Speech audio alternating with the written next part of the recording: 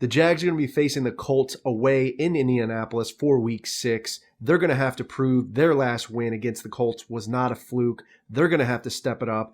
I'm going to be going into the game in depth. You're going to be hearing it from Duval's finest. Let's get it.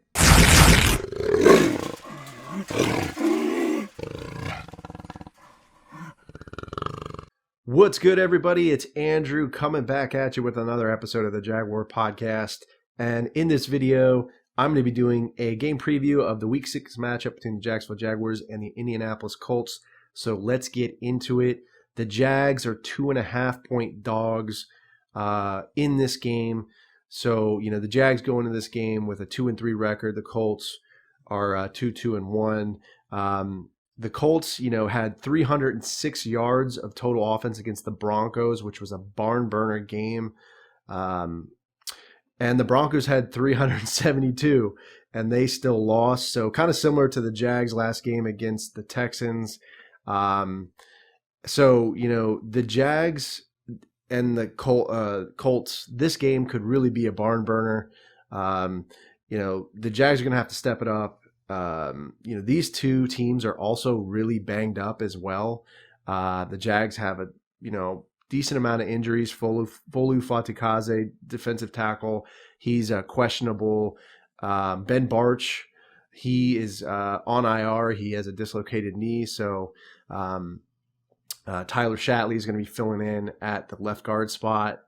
I believe, for Indy, they have a bunch of players out offensively. I think Jonathan Taylor, he's questionable. Nyheim Hines, he's questionable. He had a head injury in the Broncos game. And then, of course, defensively as well, Shaq Leonard, he's questionable. Kwity Paye, he's questionable. I think Justin Blackman, who's a free safety for the Colts, he's questionable as well. So, that could help Jacksonville in this game. That could, kind of shift the advantage over to Jacksonville. And hopefully, they can exploit some of the injuries and create some mismatches, maybe down there in the secondary at that safety position. But, the Jags are going to have to do a lot of things in this game. They're going to have to stay consistent, with the strategy and the play calling.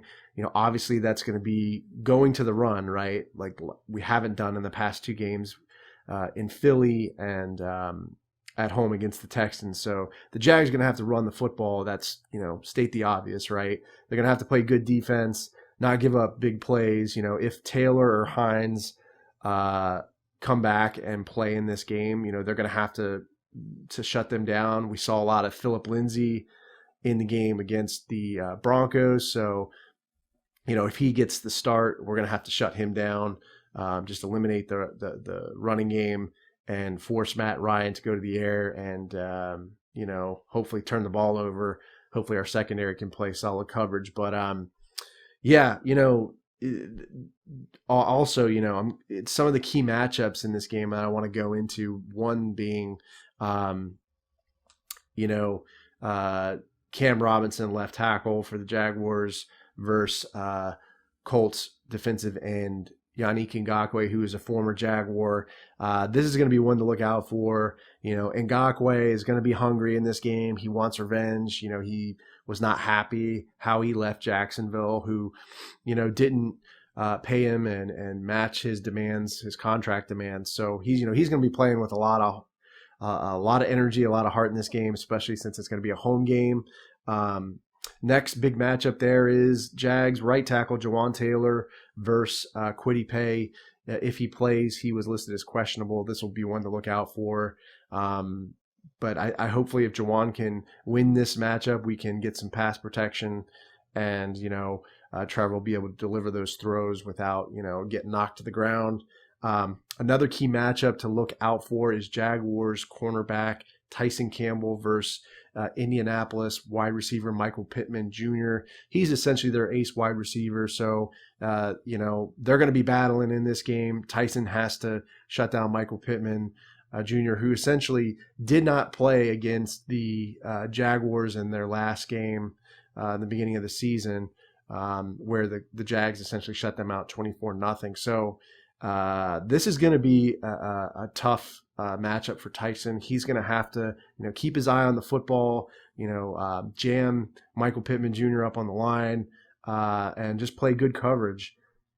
So that'll be one to look out for. Also, Jaguars defensive tackle / nose tackle Devon Hamilton, who will be playing in Foley Fatukazi's absence because he will be questionable for this game, or at least at the time of this recording. So, him versus Colts center, backup center Wesley French, who will be playing probably for starter Ryan Kelly, center for the Colts, Pro Bowl. I think he was a Pro Bowl center. So, Hamilton's going to have to get pressure on him. He's going to have to, clog those gaps so that our linebackers can go and make those tackles on the running back. And, we need upfield pass rush as well.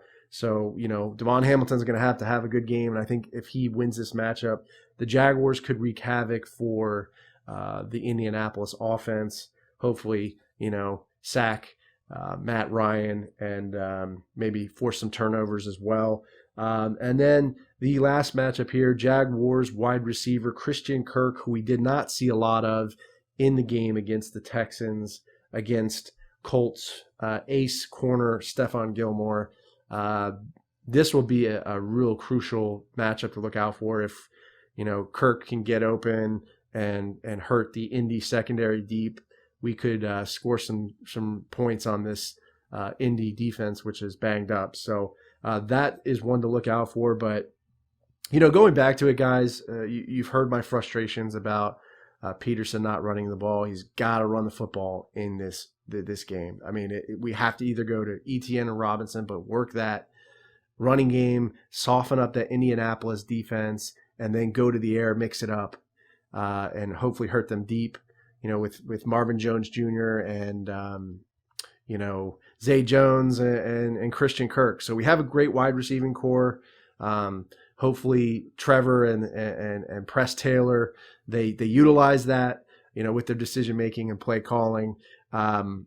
Also, Jamal Agnew, we got to work him into the mix, who had a great game against Philly. Utilize that jet sweep, have him run off the edge. He does really well there. He took one to the house last year, I believe, off of a jet sweep. So, we got to give him the football and let him make plays because he is a playmaker.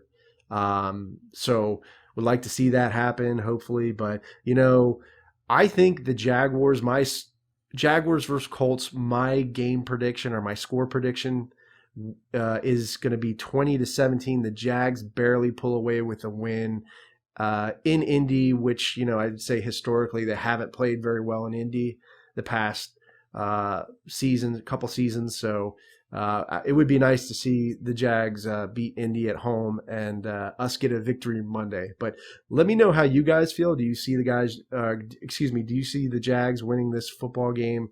I think they can. They just have to run the football. But let me know how you feel. Leave a comment on the YouTube video or podcast episode. If you enjoyed this video, give it a like as always too. And if you enjoy my work, make sure you subscribe to the channel. Stay safe, stay sane, stay healthy as always, guys. Go Jags, and I'll see you next time. Duval! What's up, everybody? It's Andrew from the Jaguar Podcast. Hope you enjoyed the video, and if you did, there's more content over here. Don't forget to subscribe to the channel as always. And remember, this is a podcast, so you can find this pretty much wherever you find podcasts. There I'll be doing interviews of current and former Jaguars players, including Joe Schobert, DeJuan Smoot, Shaq Quarterman, etc. And I also do interviews of former Jaguars players, including Natron Means, Jimmy Smith, Tom McManus, etc. So be sure to check out the podcast, subscribe to it, stay safe, stay sane, stay healthy, go Jags, and I'll see you next time.